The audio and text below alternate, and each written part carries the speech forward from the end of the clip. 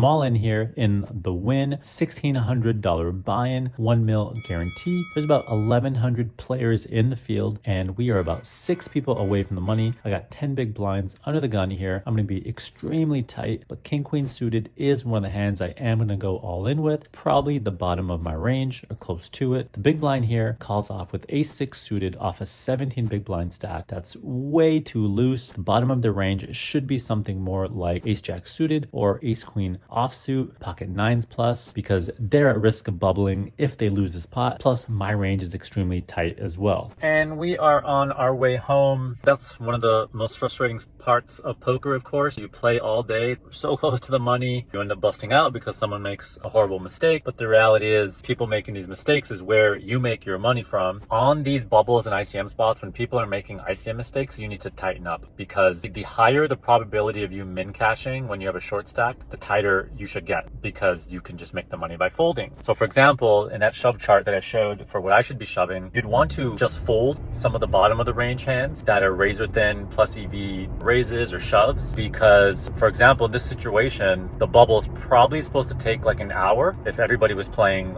perfect. But because people are calling off way too light, like that player did, and some players are flatting in spots they really shouldn't be flatting, that's going to cause people to bust faster. So yeah, really the exploit is just to tighten up.